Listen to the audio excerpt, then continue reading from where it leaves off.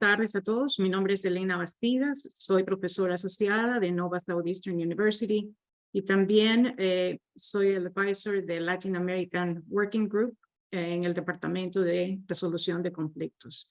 Quiero darles la bienvenida a este importante evento, la Desnacionalización y Apatridia, una mirada crítica a la Ley de Naturalización Dominicana 169-14, 9 años después.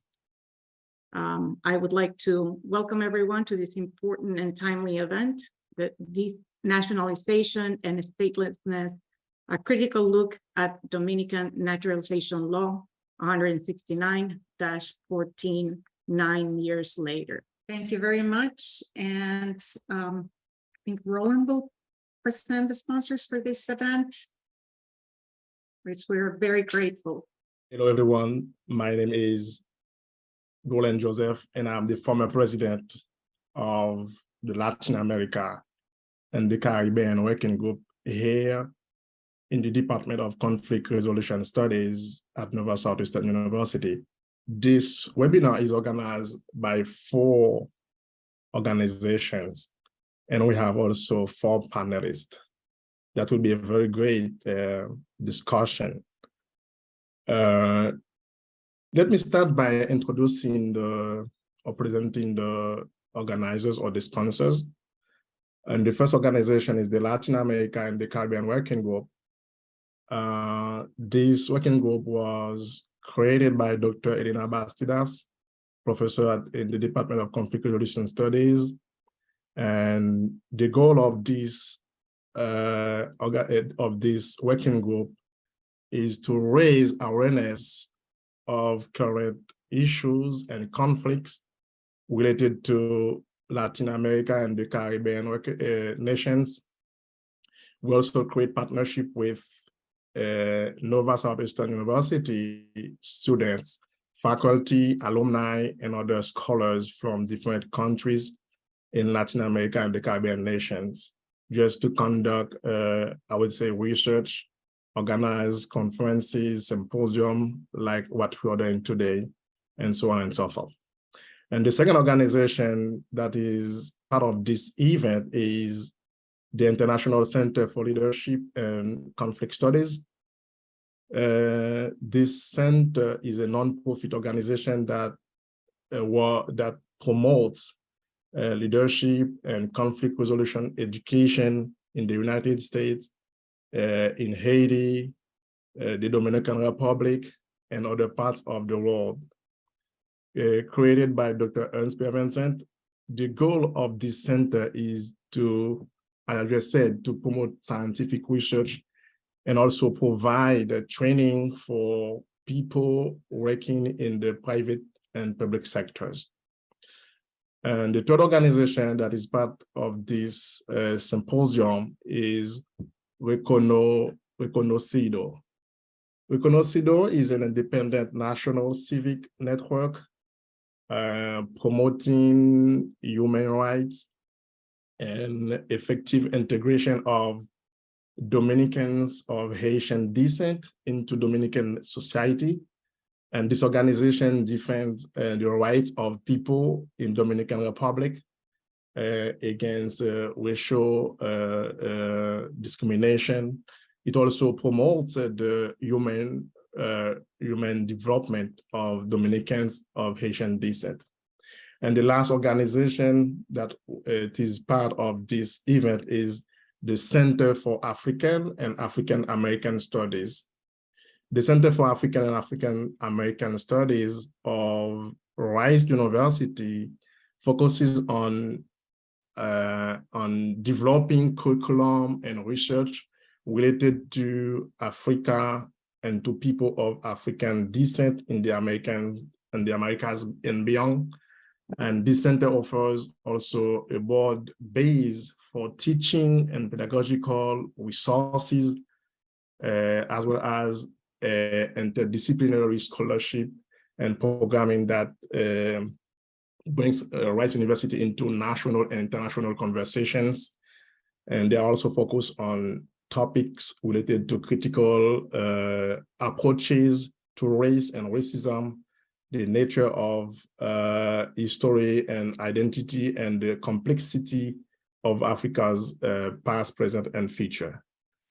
So that is the list of, these are the list of the organizations that are part of this timely symposium.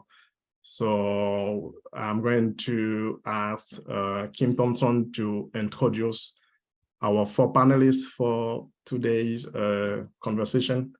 And then please follow the instruction given by previous speakers. Thank you. Good afternoon, everyone. My name is Kim Thompson. I am the president of the Latin American Caribbean Working Group, Department of Conflict Resolution at Nova Southeastern University. I will be providing you with information, bio, on our 4 panelists, and I will read them as they will present. So our first panelist is Ana Maria Bellic. She's the founding member and leader of Renacocido, a movement that mobilizes and empowers Dominicans of Haitian descent and campaigns for equality and citizenship rights. She studied sociology and specializes in Afro-Latin American and Caribbean studies from Glasgow. Her activism focuses on the fight for the restitution of the right to nationality of Dominicans of Haitian descent affected by the ruling Dominican Consultant Court, as well as promoting the empowerment of the Dominican population of Haitian descent residing in Dominican Bateas. In addition, she founded the Initiative for Women and Girls, Municas Negras RD Initiative, which offers a learning space to break the patterns imposed on Black Dominican women.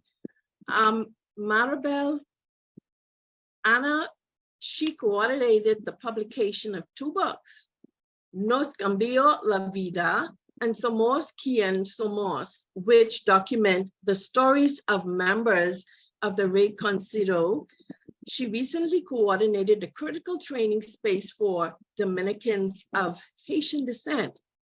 Ana Maria Bellic has visited various international academic spaces where she talks about the reality of Dominicans of Haitian descent in Dominican Republic, human rights, Afro-descendants, and the experience of working women in the Bateas.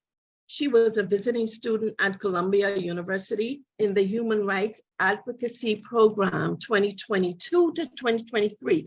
And Ana Maria will be speaking on denationalization, proceed of Dominicans of Haitian descent. Our second presenter will be Maribel. Maribel Verde is a member of the Reconcido movement, was directly impacted by La Sentencia and is considered part of the Group B category created by Law 16914. She will be speaking to us about her personal experience and how this group categorization has affected her life. Our third speaker is Ernst Pierre Vincent. He is an expert in global conflict. He holds a PhD in conflict resolution studies, a Master of Science in Leadership, and a Master of Theology. His research interests focus on identity, religious and political conflict, race and ethnic relations, statelessness, slavery, and neo-colonialism.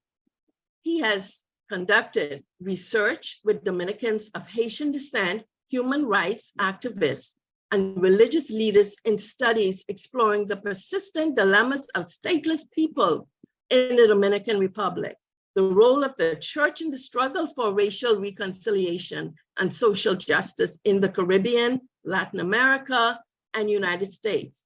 As a human rights defender and member of the Conference of Haitian Pastors, executive committee, which they call COPA, he has produced written reflections on the Haitian political conflict and the involvement of religions and the international community in this protracted conflict. In addition to his pastoral duties, he is the co-founder and co-editor of Rai News, an online news organization, and founder and executive director of the International Center for Leadership and Conflict Studies, a research institution whose mission is to train and equip leaders, human rights activists, and members of civil society in the United States and around the world for the promotion of good leadership practices and in non-violent conflict resolution techniques. And Dr. Vincent will be speaking on the causes of the failure of the Law 16914. And finally, our fourth speaker is Amaryllis Estrella. She is an assistant professor of anthropology and a faculty affiliate for the Center for African and African American Studies at Rice University. She holds a PhD in sociocultural anthropology and a master's in Latin America and Caribbean Studies from New York University. Her research interests broadly focus on the intersections of race and gender with transnational movements, Black Latin American and Latinx identity, as well as human rights and anti-racist activism. Her first book, Project, investigates how Blackness and Black identity is produced, employed, and transformed through everyday encounters among stateless Black grassroots activists of Haitian descent in the Dominican Republic. She is also a founding member of We Are All Dominican, a collective of graduate students, educators, scholars, artists, activists, and community members of Dominican and Haitian descent who joined forces in October 2013 to denounce the Dominican Constitutional Tribunal decision, which is TC 0168-13. And this stripped the nationality of more than 4 generations of Dominicans of Haitian descent. And Dr. Estrella will be speaking on community responses and transnational organization since Law 16914 have taken place. So we will hear from our first panelist, and that is Ana Maribel Belic. Thank you so much. I just want to make a little clarification. I'm going to speak the first, and after me, Maribel Fede will continue with her testimony about this law. Estaré hablando en español. Quiero brevemente hacer un poco de contexto de la ley 169-14, que en este año cumplen 9 años desde que fue emitida. Para entrar un poco en contexto, es importante señalar que la migración haitiana en la República Dominicana ha dejado grandes beneficios económicos al país. Sin embargo, estos beneficios no han sido solo beneficios económicos, sino que también ha dejado sus descendientes, nosotros, hijos y hijas de inmigrantes. Sin embargo, desde el año 2005 hemos visto que existe una gran discusión sistemática sobre el derecho a la nacionalidad de los dominicanos y dominicanas, hijos de inmigrantes haitianos nacidos en República Dominicana. En el año 2007, la Cámara Administrativa de la Junta Central Electoral emitió una circular en la cual se instruyó a los oficiales del Estado Civil de abstenerse de emitir extracto de acta de nacimiento a hijos de inmigrantes inscritos en el registro civil dominicano. Vemos que en diciembre de ese mismo año se instrumentó lo que es la resolución 12, en la cual hacía más explícita lo que ya disponía la circular 17 e incluía amenazas para los oficiales y sanciones para los oficiales del Estado Civil que incumplieran dicho mandato. Desde el 2007 al 2010, vemos como la resolución 12 se constituyó en el principal instrumento de negación. Ya en el 2010, con el cambio de la Constitución, vemos cómo se modificó el artículo sobre la forma de adquisición de la nacionalidad, estableciéndose el criterio de la resolución 1207, en la cual la Constitución, en la actual Constitución. Y es a partir de esa resolución 12 que toma mayor vicio de legalidad todo lo que ya establecía. Se establece un proceso de desnacionalización, en donde no solo se le impide a los nacidos de inmigrantes haitianos de manera irregular registrarse en el país, sino que también aquellos que ya poseían acta de nacimiento, cédula de identidad, que se le había cancelado o suspendido. La sentencia 168-13 y su aplicación directa. Diferentes grupos durante varios años que trabajan con temas de inmigración y derechos humanos, derecho a nacionalidad, llevaron ante los tribunales del país casos de los hijos de inmigrantes haitianos en los cuales se le había negado la nacionalidad. Se ganaron varias sentencias de amparo y se pidieron otras tantas. Es decir, no había un criterio uniforme por parte de los tribunales del país, pero fueron más las sentencias positivas que las negativas para los dominicanos de ascendencia haitiana. Aunque a pesar de todas las buenas decisiones, las disposiciones de las diferentes oficialías del país mantenían la orden de no entregar acta de nacimiento duplicado. Uno de estos casos que se conocieron en los tribunales fue el de la joven Juliana de Guiz.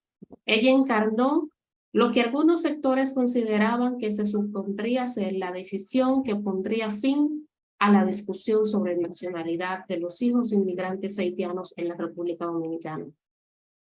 Sin embargo, esto no hizo más que evidenciar la existencia de una política de desnacionalización que operaba silenciosamente, ya que todos los intentos y gritos de las víctimas eran acallados por los expulsos ultranacionalistas bajo el pretexto de una defensa de la soberanía. La decisión generó consternación a nivel nacional e internacional por la magnitud de su alcance, pues decidía que no tenía derecho a la nacionalidad dominicana las personas hijas de inmigrantes en condición irregular desde 1929 hasta el 2007. Que fue cuando se puso en vigencia el libro de extranjería en el 2007. Es decir, fue una decisión de carácter retroactiva y generalizada a todos aquellos que se le podía cuestionar la legalidad migratoria de sus padres. A personas que contaban con la nacionalidad dominicana, hijos de inmigrantes haitianos, que tenían cédula de identidad y acta de nacimiento, se les fue sacando del registro civil ordinario para colocarlos en un libro de extranjería. Se auditaron los libros desde el 1929 para determinar quiénes eran hijos de inmigrantes inscritos y se enviaron estos listados de personas a las embajadas de origen de sus padres, con el fin de que estas embajadas los asumieran como sus nacionales. Sin duda, la decisión del Tribunal Constitucional Dominicano constituyó en uno de los mayores precedentes de América Latina y el Caribe de retroactividad. La sociedad dominicana reaccionó de diversa manera a tal decisión. Esta decisión llevó a que en el país se llegara a definir a los hacedores de opinión pública entre pro-haitiano y pro-nación o pro-dominicano. Desde aquel momento existe una corriente que cataloga a todo el que opina a favor de los desnacionalizados, inmigrantes, como traidores de la patria y envían constantemente mensajes de incitación de odio y llamados de muerte a aquel que rechace las disposiciones de la sentencia 168-13. Los esfuerzos para frenar las consecuencias directas de la sentencia 168, la presión interna e internacional, lograron que se promueva la ley 169-14, que hoy estamos discutiendo. la cual pretendía resolver o solucionar el problema generado por la sentencia. Fue un intento de salida salomónica. Diversos actores de la sociedad, de la vida nacional, fueron partícipes, ya que previo a esta ley, el presidente Medina consultó diferentes sectores instruyendo y se presentó la mejor opción. La ley como propuesta de solución a la realidad de los desnacionalizados. Los dominicanos de ascendencia haitiana desnacionalizados han pasado por un proceso en el que yo defino que pasaron de tener todo a ser cuestionados, después para no tener nada y posteriormente aceptar la mitad de lo que se tenía anteriormente. Y es así que se refleja la ley 169-14. La ley ha realizado una división entre los dominicanos de ascendencia haitiana al ofrecer soluciones muy distintas entre los que poseían documentos y aquellos que nunca contaron con ningún tipo de registro. La solución propuesta para aquellas personas que poseían un documento como acta de nacimiento y cédula era la de reconocerle sus documentos. Se debían regularizar y transcribir. Las personas que disponían de cédula, se les devolvería la cédula con la misma numeración y la homologación de todos sus documentos o actos que había realizado.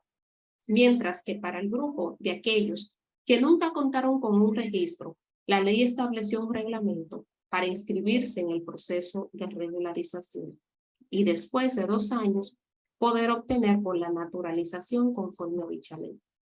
La realidad actual es que el proceso de restitución de los dominicanos de los documentos de las personas ya que ya contaban con algún tipo de registro no ha sido del todo efectivo, pues al día de hoy, a 9 años de la ley 169-14, aún existen personas cuyo registro no han sido auditado, por lo cual no han podido acceder a sus actas de nacimiento o cédula.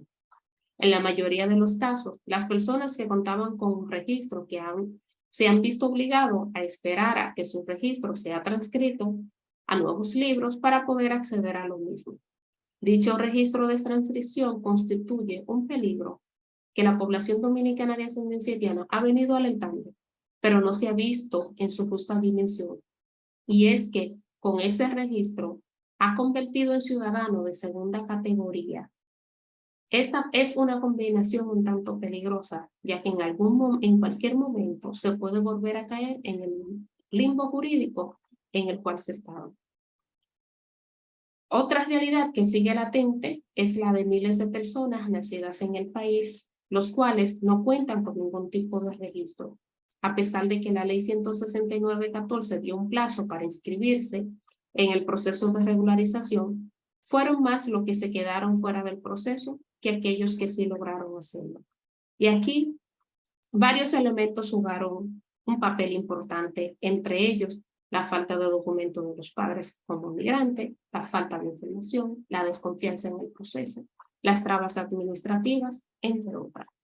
Yo voy a dejarlo hasta aquí brevemente para darle paso a mi compañera Maribel Fede, quien ella puede, pues, a través de su historia particular, ilustrar cómo está afectando esta ley la vida de las personas que sí lograron acceder a ella. Muchas gracias.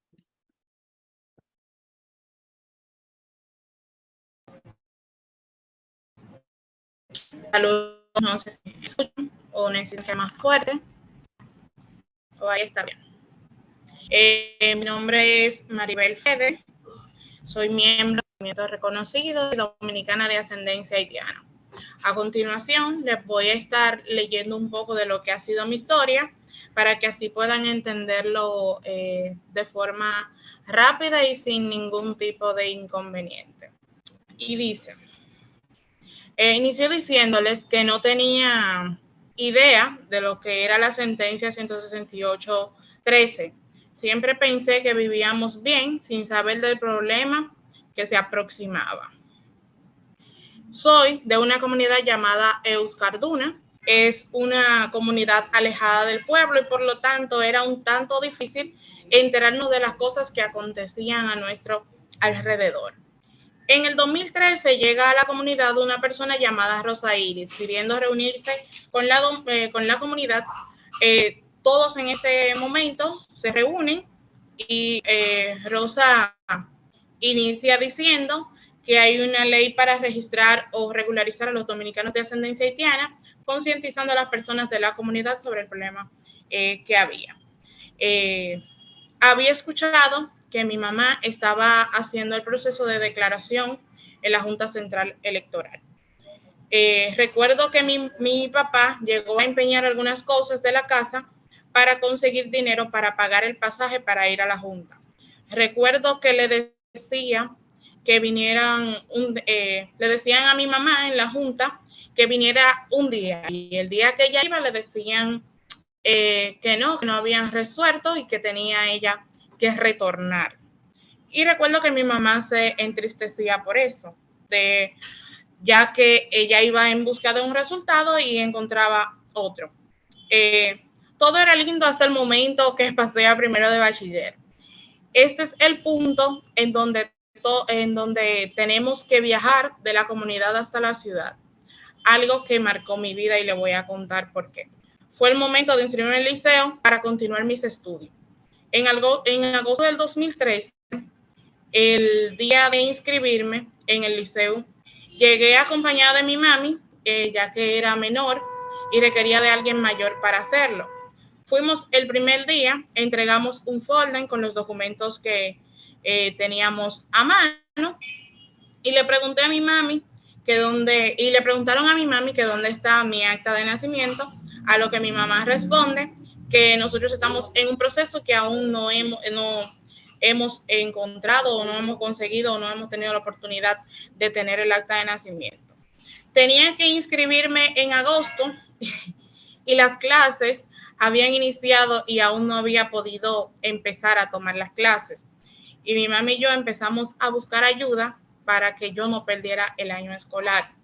Hasta finales de septiembre es que logramos que me inscriban en el liceo por la falta del acta de nacimiento, ya que era uno de los documentos principales para poder inscribirse. En este punto nos enteramos de la ley. Mi mami decide inscribirme a mí y a mis hermanos. Realmente pensé que estábamos mejor, nos inscribimos y luego nos dan fecha para ir en busca del acta de nacimiento y un carnet que más adelante nos entregan. Otro show fue en el 2017, cuando termino el bachiller, que es donde voy a buscar el certificado que acredita que yo terminé la secundaria. Y en ese punto es donde me dicen que no, que para que yo pueda obtener el certificado que acredite mis estudios, necesito traer el acta de nacimiento y en ese entonces no contaba con ello. Termino mis estudios secundarios y con mucha esperanza de continuar preparándome, me paso 2 años sin poder inscribirme en la universidad, ya que para ese tiempo era mayor y no entendí la razón por la que tenía que esperar tanto para que me entregaran mi cédula. En el 2019 me entregan la cédula. Realmente no esperé mucho y me inscribí en la universidad sin saber cómo la iba a pagar ni nada por el estilo. Luego de inscribirme vi una información pegada en el mural de la universidad. Ahí me entero que por mis calificaciones me he ganado una beca. Qué joven con pocas posibilidades de salir hacia adelante escucha que le van a dar una beca por sus calificaciones y no va a estar feliz. Por supuesto que estaba muy feliz por lo que había escuchado. Siendo sincera, lloré de la alegría, que no duró mucho, ya que luego me entero que con la cédula que tengo no me la pueden entregar y en vez de llorar de alegría terminé llorando de tristeza y decía que cuál era la razón, si lo que importaba realmente era que yo tenía buenas calificaciones y aplicaba para una beca. Ha pasado un tiempo en el que estoy en la universidad, feliz y a la vez asustada al no saber qué va a pasar conmigo más adelante. Mi cédula y mi carnet de residencia están vencidos y hasta ahora no hay forma de renovarlos. Tengo 24 años, ya tengo pareja y pensamos casarnos y tener nuestros hijos. Además, somos cristianos y no podemos lanzarnos por la ventana. He buscado información y me han dicho que con la cédula vencida no lo puedo hacer, pero a la vez pienso en nuestros hijos si tendrán que pasar por lo mismo. Duele, pero esa es una dura realidad. Y cierro diciendo esto, y es lo siguiente. ¿Cuánto tiempo nosotros debemos esperar para que podamos obtener resultados y para que nuestro problema se pueda resolver? Al igual que yo, hay un sinnúmero de miles de jóvenes que están pasando por situaciones críticas, ya que no pueden estudiar, no podemos trabajar, no podemos salir adelante y nos estancamos en las comunidades, ya que si salimos y nos encuentran, estamos expuestos a ser expatriados. Y hasta ahí mi reflexión y espero que puedan entenderlo un poco. Okay. Thank you, Maribel, for sharing your testimony with us. Hello? Yes, Can you hear me? yes. Okay. Sí, se puede ver. Yes. Yes, let me start with a few words of thanks to the Latin America and Caribbean Working Group.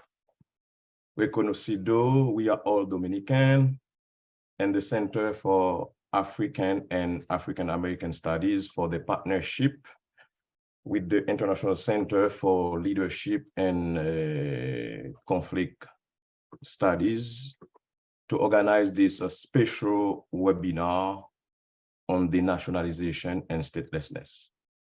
Thank you to all the panelists, the facilitators, who did a wonderful job introducing the event, the presenter, and the speaker, and the event. Ana Maria's word and Maribel's testimony have emphatically highlighted the fact that Law 169/14 has failed to solve the problem of statelessness in the Dominican Republic. Before I delve into the multiple factors that explain such a failure, let me give you a brief overview of my presentation. I will first review the provision of the law.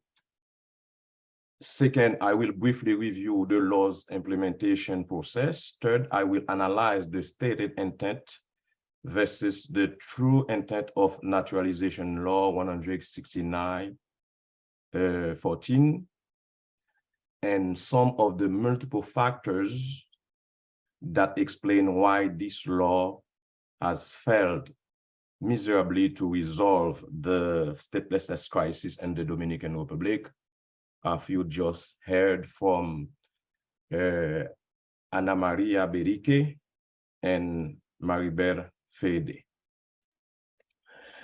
As previously explained, the population affected by Judgment 168/13, La Sentencia, was divided the Dominican of Haitian descent into two categories, Group A and Group B. Group A is made up of Dominicans of Haitian descent born in the Dominican Republic who had been, before the judgment, registered with the civil registry of the Dominican Republic. The second group is made up of the undeclared, those who were born in the country but did not have citizenship or national identity document to prove their citizenship. The law was implemented simultaneously with the plan created for foreigners. This law, which was passed in violation of international citizenship laws, and the Dominican Constitution has aggravated the situation of the Dominican of Haitian descent and Group B. First, those who apply for the naturalization procedure have been successfully deprived of their Dominican citizenship, given that they have abdicated their constitutionally granted nationality by enrolling to the naturalization procedure. Second, many others in the same group who, for multiple reasons, did not deem it necessary or were afraid to apply for naturalization are now in limbo. Regarding the Dominican of Haitian descent and Group A, the fate of many is not different. Only 27,000 of the 61,000 people identified in the civil registry audit by the government as eligible were able to regain their Dominican citizen paper. For people in Group A, Law 169/14 provided a partial but unsustainable solution to the problem of citizenship in the Dominican Republic. This partial solution is evidenced in the fact that a large percentage of the Group A have not received their birth certificate documents or the national ID card. And because even those who have had their citizenship documents restored have had difficulties renewing their identity card and registering their newborns. In addition, it is not substantially sustainable because the citizenship of these people can be questioned at any time by executive or the judiciary, as Ana Maria Belike explained that earlier. This possibility is rightly feared by those impacted by the decision. The civil registries authorities have discriminatorily implemented the law by creating a different book for Dominicans of Haitian descent categorized as Group A. Second, the entertainment of such fears rests on the fact that the law has no constitutional basis and could one day be struck down. Many factors may explain why this law failed to significantly mitigate the impact of the Dominican Constitutional Court's judgment of September 2013 and to resolve the problem of statelessness that this judgment aggravated. First, the real motivation of Law 169/14 was not to mitigate the impact of the 2013 judgment. Instead, it was a ploy that the Dominican authorities in place at the time of the promulgation of this law used to distract the international community from the crisis of the internacional de la por la ley 169/14, el Estado Dominicano vio una mentira a la comunidad que la crisis de nacionalización del 2013 fue resuelto, mientras esto no fue el caso, mientras ya lo han escuchado de Ana María y Maribel.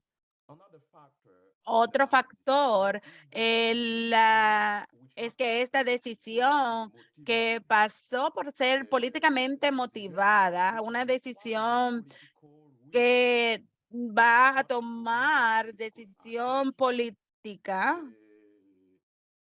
economic and intellectual elite to address this large-scale statelessness crisis that resulted. However, such a political will has yet to be manifested. When it comes to Haitian or Dominicans of Haitian descent, politics takes precedence over laws in the Dominican Republic. For example, even though the Dominican Constitution granted citizenship to Dominicans born of Dominican and Haitian, of one Dominican parent and one Haitian parent, undocumented Haitian women have been unable to register their children, even if the fathers are Dominican nationals.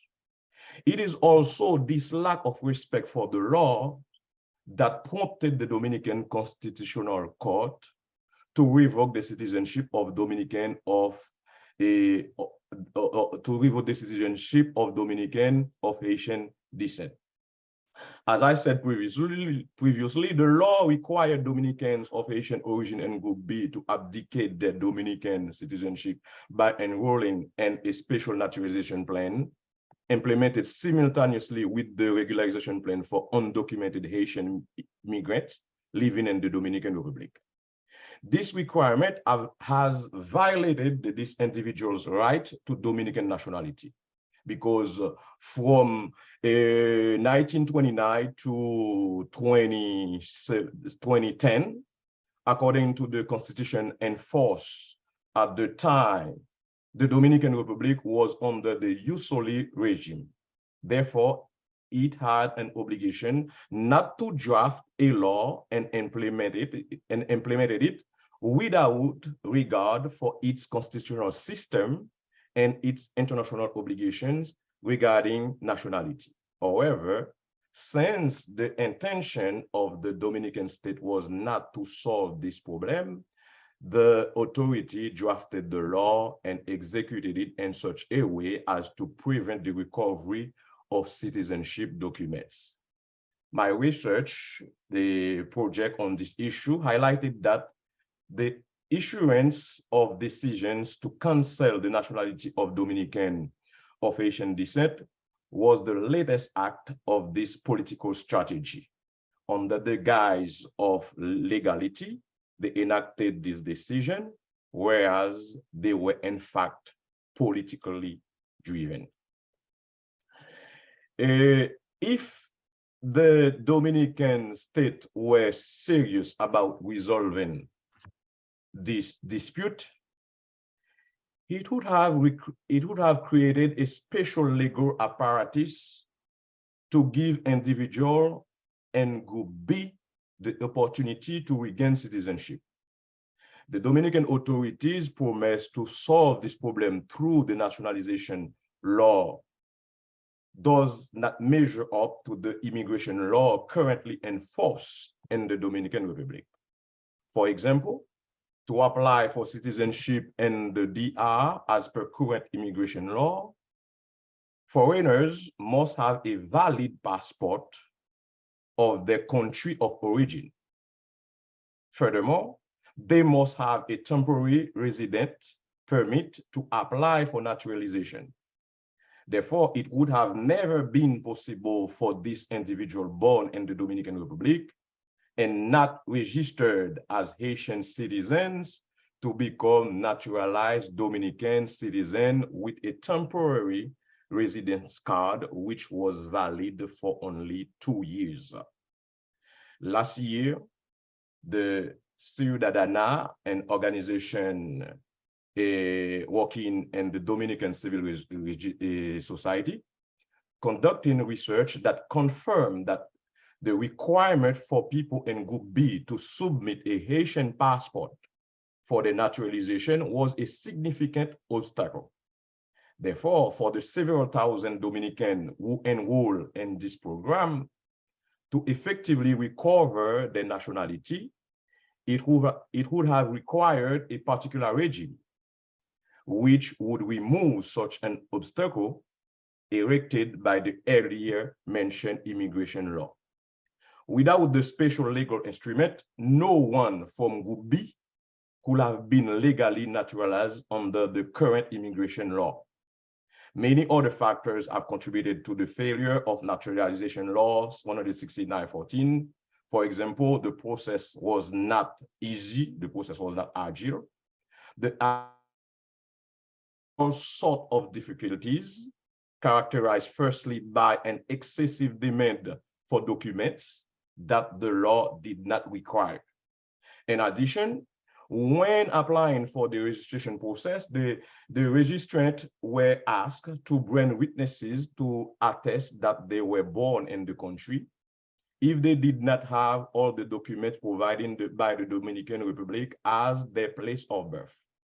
However, the conclusion of my study accentuated that many people were refused registration for this program despite having provided these documents to the agents and being accompanied by witnesses in different offices. Law 169/14 has imposed onerous and burdensome documentation and registration requirements that made it particularly impossible for most people affected by La Sentencia to restore their Dominican citizenship. Lastly, additional factors such as arduous and extra legal administrative procedure and high costs associated with the process have hindered the registration of countless victims of Judgment 168/13 and their naturalization. These are some of the many factors which explain why Law 169/14 has failed to significantly mitigate the impact of Judgment 169/13 for Group A, Dominicans of Haitian descent, and solve the issue of statelessness of those in Group B. All these obstacles fulfill the political objective not to restore the citizenship of all impacted by Judgment 169/13. If you were to ask, what has Naturalization Law 169/14 achieved? I will give you, for this presentation, 3 essential things this law has achieved. First, through this law, the Dominican government has sold a lie to the international community, because the international community, many people in the international community think the problem of statelessness in the Dominican Republic has been resolved, while it is not the case. Second, it has managed to stifle the social movement that followed the passing of Judgment 168/13. Now, there is some protest going on in the Dominican Republic on this issue, but when compare this protest with those after Judgment 168/13 had been passed, I can say these protests are almost insignificant to force the Dominican Republic or to bring the community international to rethink the statelessness crisis in the Dominican Republic. Last but not least, the Dominican authorities have managed to maintain the cycle of structural violence they have been perpetuating for decades against Dominican born to undocumented Haitian immigrants.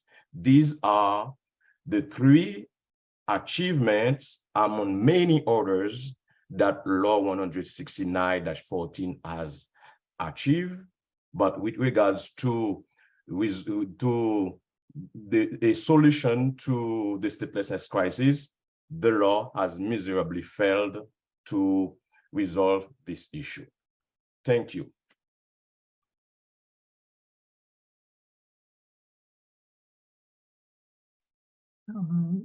Good afternoon, everyone. Thank you, Ernst, for this important overview of what has happened with Law 169-14. And as you pointed out, the many ways in which it has failed.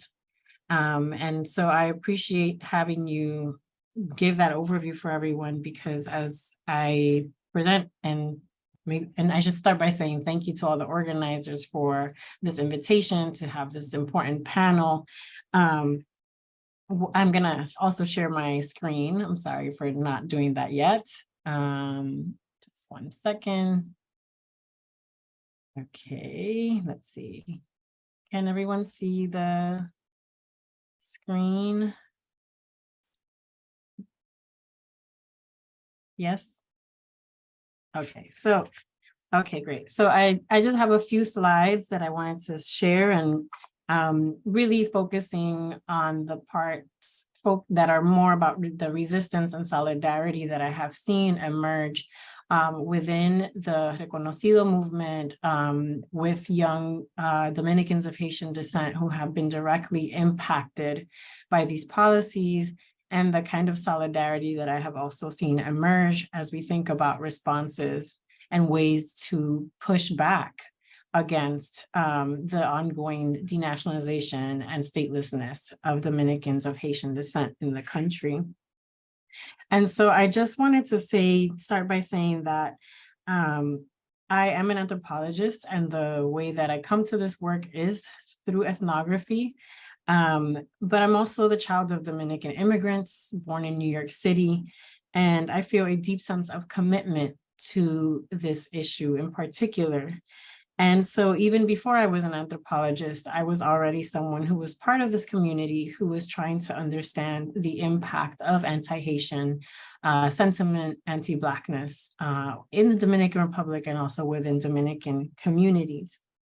And so when I say that I want to talk about the anthropological eye, and as in like what I see, but also who I am, it's really thinking about how this particular history brings me to these questions, to this kind of work. And so one of the things that I talk about is seeing this work as a methodology of reandando. And reandando actually comes from a conversation I once had with one of the women leaders of the Reconocido movement, who was telling me about her. Oh, can you not see my screen? Let me see. Resume share. Can you see my screen now? Somebody's saying, because I can. No, it's saying No. Okay. no. It says Okay. it's loading. It says it's loading. Oh no. Okay. Okay, you might not be able to Maybe see. try again, or if you want, I could screen it for you. If you have the link and you can try to share, it's fine. If not, I'll just That's continue fine. speaking, Okay. and then we can show some of the images. But anyway, basically what I was trying to say is that as an anthropologist working with Reconocido movement members, one of the things that one of the leaders once told me was that she felt like the experiences that she was having as someone who was denationalized required her returning to the spaces and communities she was once part of, in the same way that we think about the kind of physical death that people experience that allows them in the process of dying to return to the different spaces and places they've been part of. So this is what she was talking about as a spiritual reandando. And to me, this idea of returning becomes really important in thinking about what does it look like for movement members who are being impacted, who are talking about their life histories, who are thinking about what it means to be a Dominican of Haitian descent. And also as an anthropologist, as someone who's not of Haitian descent, but Dominican, to think about what is the experience of accompaniment, of being part of these spaces, and what it means to think about amplifying the voices of Dominicans of Haitian descent. And so I just wanted to give you that as a little background as to who I am and how I come to this research and work.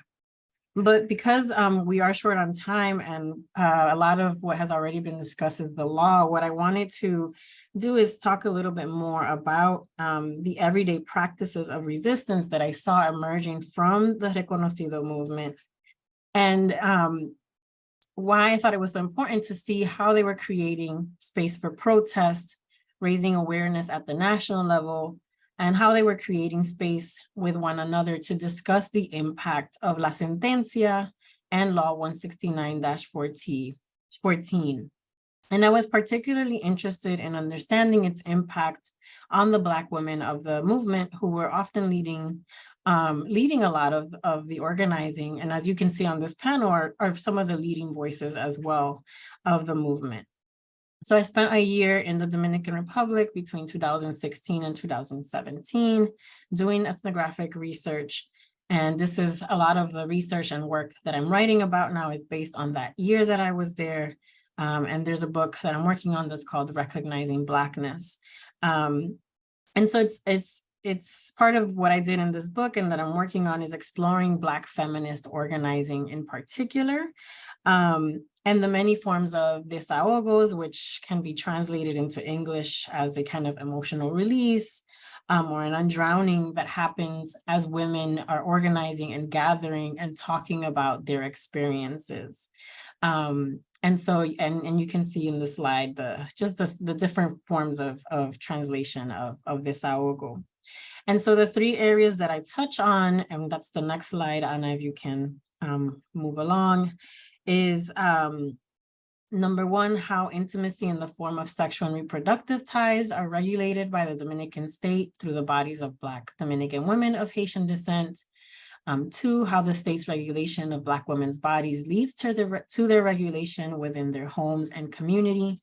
And three, how Black Dominican women participating in local, national, and regional spaces are supporting the development of a transnational Black political identity that is challenging and redefining the larger goals of their movement. And again, as I said, for the sake of time, I'm just going to touch on one aspect of this Black feminist which is Black feminist organizing and activism. And I wanted to just share a quote, which is the next slide, or two slides from the following slide, from Black Latina scholar April Mays. And she notes the following about the work of Black feminists in the Dominican Republic, and you can follow along on the screen. She says, Black Dominican women of Haitian descent advocacy for immigrants' rights and anti-racist, anti-sexist citizenship constitutes Black feminist practice. Therefore, in addition to the pain, trauma, physical dislocation, and terror that La Sentencia has produced for hundreds of thousands of people, a unique political space has opened within Dominican civil society, and this space, it is argued, is Black and feminist. In a situation where it is unlikely that the current government will overturn the tribunal's decision, Black feminist activists in the Dominican Republic are recreating Dominican civil society, insisting that protecting immigrants' rights requires paying attention to Black women's experience and their demands for change. So one of the many projects that I feel exemplifies Black feminist resistance and practice is the Muñecas Negras project, which Ana Maria, along with other leaders of the movement, have spearheaded over the past 4 years. And you can see the next couple of slides are just images of the Muñecas Negras project, which is in English is Black dolls. So it's about Black doll making. And through this Black doll making, Black Dominican women of Haitian descent are able to see dolls that look like them, but also through this doll making process, create space to talk about their experiences with racism, sexism, and xenophobia. While this project was about creating dolls for Black girls, it was also a process for desahogo for Black women. So I wanted to just kind of give you this very brief synopsis or overview of just one of the projects that I saw the Reconocido movement working on to show how they're responding to the fact that there are so many spaces that have been closed off to them by the state, and how community has come together to create a space for them to see one another, to be able to continue to value and fight against these policies. And just to finish, I want to link this all back to the importance of solidarity. And I want to talk about the collective efforts of We Are All Dominican, which is a collective that I have been part of and the co-founder of. And we first organized in 2013 in response to La Sentencia. And we are scholars, students, community organizers, artists who follow in the steps of our elders in raising awareness on anti-Blackness, anti-Haitianism in the Dominican Republic. And we have marched, organized panels, and worked in the translation of the first book written by Reconocido, which Ana Maria mentioned and was part of the bio. And in this book, Nos Cambió la Vida, I had the opportunity to both be in the Dominican Republic when members were writing their stories, and then as a member of We're All Dominican, also be very actively involved in the translation of the book. And if you see these images are the organizers, folks who came together in New York City to begin to read these stories and to translate them. And they now exist as an open access book that's being housed by the Barnard Digital Humanities Center.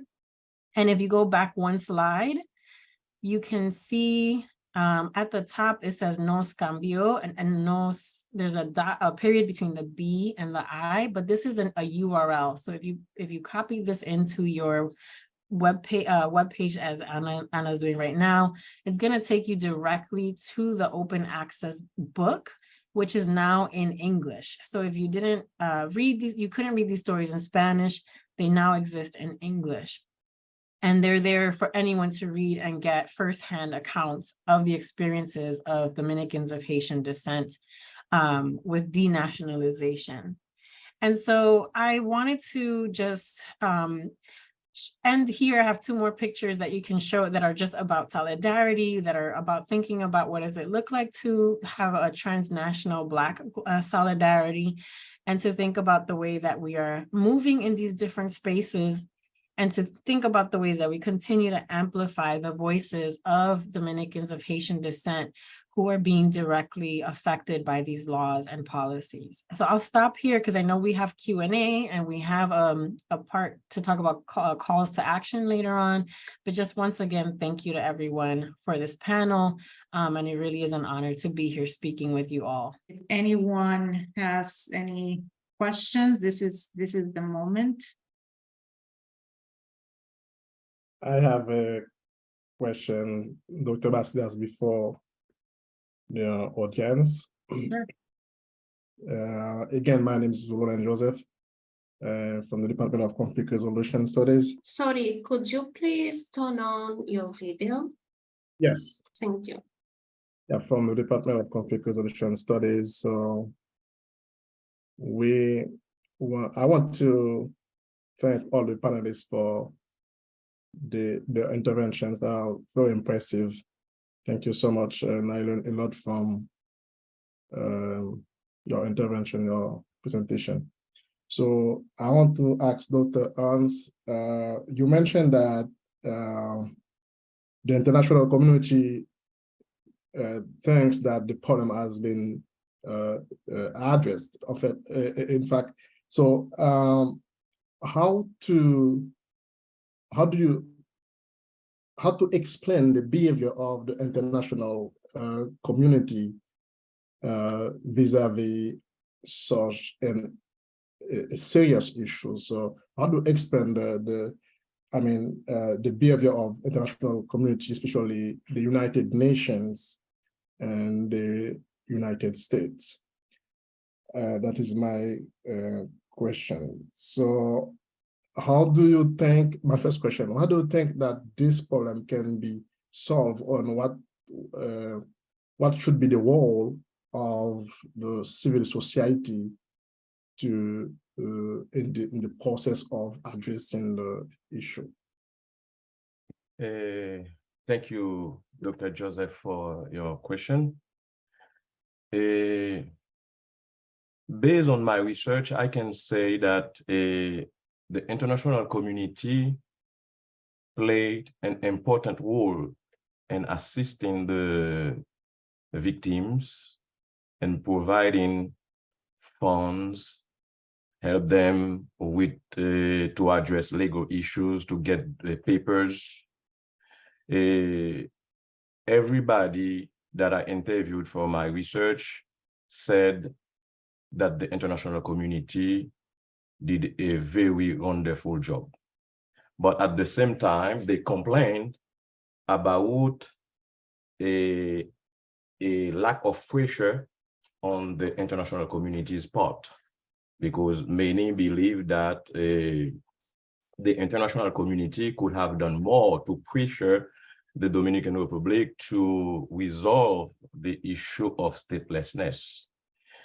Regarding the UN, the UNHCR, and the Dominican Republic, this organization also play an important role in assisting the victim financially or legally. But there are some things that hampered the work of this organization in the Dominican Republic, because this organization, which is a branch of the UN, operates on a 11 months contract. They need to renew the contract with the agreement that they have with the Dominican authority every 11 months. That means they cannot talk about statelessness, they cannot talk about denationalization as other UNHCR branch in the Caribbean or somewhere else in the world talk about statelessness. This is a big problem. This is a big challenge for the UNHCR and the Dominican Republic. With regard to what we can do to bring more awareness, to bring the community internationally realize that the law has not solved the problem. I think, as Dr. Amarlis mentioned, we need a transnational solidarity, not only between Blacks, but between all people who are a good fan of a liberal democracy, because, you know, the right to have a citizenship, to have a nationality is part of the principle of liberal democracy. I think we should get together to get mobilized, to build the critical mass needed to initiate a social movement within the Dominican Republic and outside the Dominican Republic. That's why I propose that we center our approach around a non-violence movement. We have to encourage that. Not the international community does not have to provide funds for assistance only to people who need paper, who need documents, but there must be an effort to equip, to empower Dominican of Haitian descent and other Dominicans and the Dominican Republic to join force with every human rights defender to raise more awareness on this issue. You just mentioned other Dominicans. So do you think that that can be, I mean, possible that, I mean, Dominican citizens will get involved, will help Haitian people or statelessness people to protest on the street in Dominican Republic? Do you think Yes, I'll let Amarilis and Anna respond to this question, but I would say something. The fact that we have Amarilis here, and the fact that many other Dominicans in the past have been working with Reconocido and other organizations, it is possible. And even today, many Dominicans are engaging in this fight. Okay, so I will ask my last question after. Yeah. Okay, I just see a question for Maribel. Maribel, if you can show us your face in the screen so that we can see you. The question for you is, ¿qué cosas puedes hacer con la cédula? Y What por qué- things can you do with your ID and why can't you change it if it's expired? It's a question to clarify about what you were saying about your ID. Realmente con la cédula no puedo hacer In absolutamente reality, I cannot do anything with the ID. I cannot open a bank account. trabajar, no puedo estudiar y ni siquiera me puedo casar con ella, y si tengo hijos, ¿cómo no lo puedo declarar? ¿Por qué no he podido renovarla? Debido a que hay una traba, la oficina con la cual nosotros podíamos ir buscar más información desde el 2020 está cerrada y nadie hasta ahora ha podido darnos respuesta de qué cosas podemos hacer y cómo podemos renovarla. No sé si pude responder la pregunta. Yo creo que sí. Muchísimas gracias, Maribel. Y ahora por el tiempo, yo creo que nos vamos a una llamada de acción.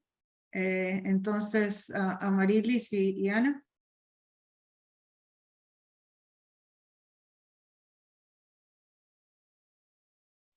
So, Anna, I'll let Anna go because there Go are you, some. go first. Okay, so Anna's going to read the 10 calls to action that she had prepared already, but I'm going to just say, and maybe it'll overlap with what's here already, but I think for the folks who are listening, sometimes these issues can feel very overwhelming, or it can feel like it's too big of an issue to do anything about.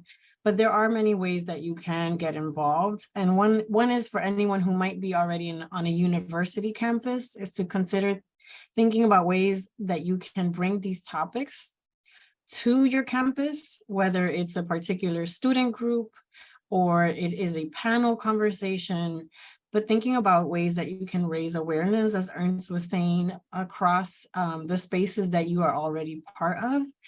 I also think that there are many ways that we can start seeing the linkages between what's happening in the Dominican Republic and the context there with these broader xenophobic and racist policies that we're seeing around the world, right? So how do we get people to draw the connections with what might be happening in the Dominican Republic to other parts of the world that they might be more familiar with, whether it's the US or Europe or wherever, right? But to think about the fact that statelessness is actually something that happens on a global scale. So if we can talk about this issue in ways that allow people to see the connections, I think it will help build those linkages that are necessary. And then, I think this goes back to that question earlier about are Dominicans who are not of Haitian descent willing to speak out on this issue. And I say, this is a task, this is a difficult task, but it is one that is possible. And so I think it's important for folks who are connected to the Dominican community to speak out against the Dominican government's policies and to talk to your families, to have conversations which may seem difficult, but that are important to question anti-Haitian sentiment and its impact in the country and on Dominicans of Haitian descent. So those are three things that I would say in terms of calls to action, and I'll let Ana give a more detailed response. Yes, I think pienso que el compromiso de la diáspora dominicana y haitiana, la diáspora de la isla, es muy importante y es fundamental.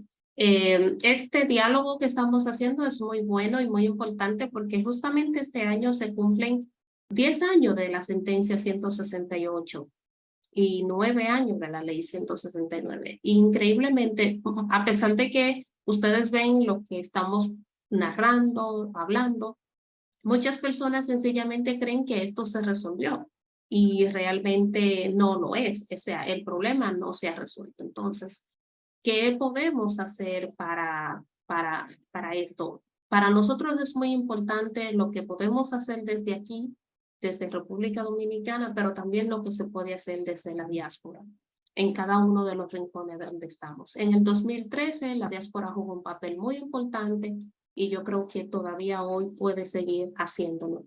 Y si logra la diáspora haitiana y la diáspora dominicana trabajar en conjunto, pues sería mucho más poderoso lo que se pudiera hacer, porque la República Dominicana depende mucho de lo que se dice, cómo se ve a nivel internacional. Entonces, si las diásporas se pueden unir y ayudar a empujar este debate en los escenarios internacionales donde están actuando, participando, cuestionar a la República Dominicana sobre estos temas, qué está pasando, qué está haciendo y las soluciones, yo creo que eso es fundamental.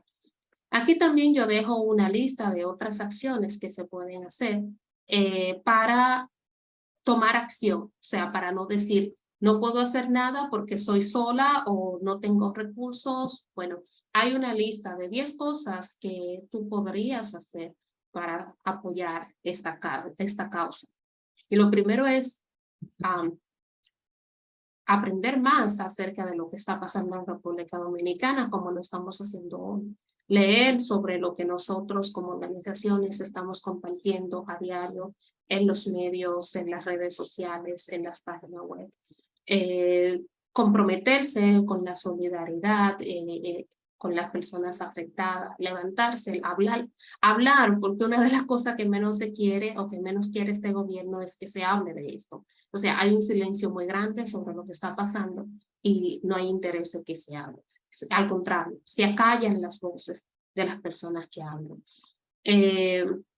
A escribir sobre este tema, o sea, durante los primeros años, 2013, 2014, había muchas personas intelectuales reconocidos y no tan reconocidos que escribían abiertamente para diversos medios sobre esto.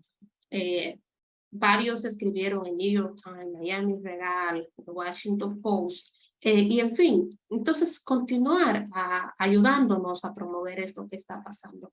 Hablar con los representantes de los gobiernos de Estados Unidos, de otros gobiernos de las Américas y del Caribe sobre lo que está pasando, porque las acciones que pueden tomar los gobiernos con otros gobiernos, las conversaciones entre gobiernos sobre los temas de derechos humanos son sumamente importantes. Y por qué no apoyar financieramente también a las personas que están trabajando, que están luchando, especialmente todo lo que es el apoyo para la lucha no violenta que estamos llevando.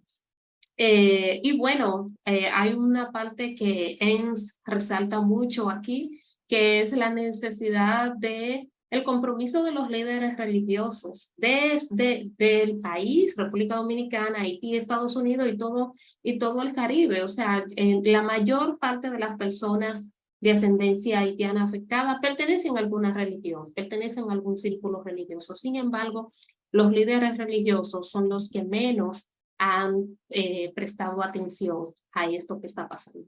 Solo quiero dejarle esta foto de un periódico del 2013. No sé si se ve bien, pero ahí dice: CARICOM amenaza con aislar a la República Dominicana por el fallo del Tribunal Constitucional. Esto, aunque parezca algo pues sencillo, para nosotros fue muy importante y muy impactante. Los países del CARICOM, a pesar de que son países muy pequeños, ellos se unieron en fuerza en el 2013 para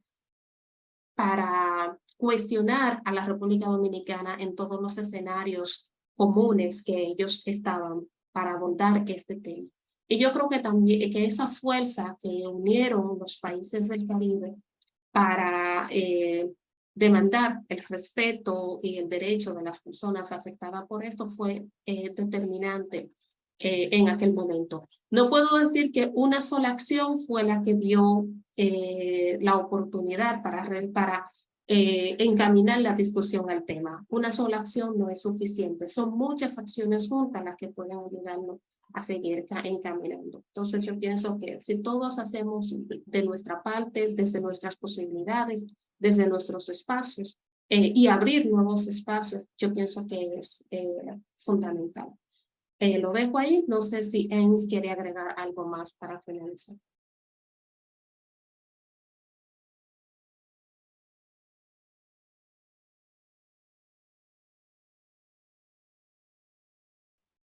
Yes, je pense que c'est important pour me ajouter un bagage,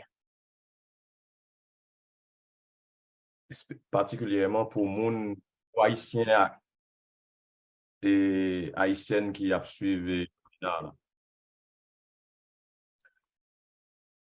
Okay, yeah, there is a big issues between Haitians and Dominicans. There are prejudices that need to be addressed because pour nous capables faire solidarité à tout bon vrai,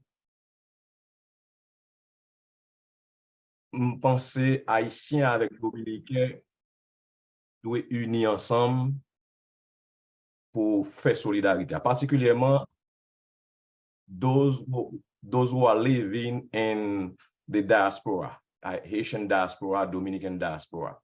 Il y a un effort qui doit être fait pour que moun sa yo diminish the level of prejudices that exist between them so that we can get together to raise awareness on this issue. Parce que la République dominicaine gagne un pile moun nan diaspora et Haïtien gagne un pile moun nan diaspora. Si nous mettons sous côté une série de préjudices que nous gagnons contre yon lot, je pense que gon bagay qui possible. C'est vrai, il faut qu'il fait déjà. Parce qu'il y a une organisation haïtienne qui travaille avec l'organisation haïtienne dominicaine en République dominicaine. Je pense qu'il y a plus de bagay qui peut faire. Dans ce sens, my call to action would be to my brothers and sisters who are in this event today to try to find a way to diminish the level of prejudices that exist between Dominicans and Haitian living in the diaspora. Thank you.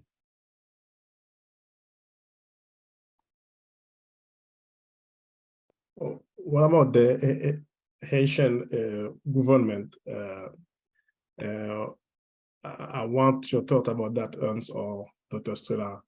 What do you think Haitian government can, do to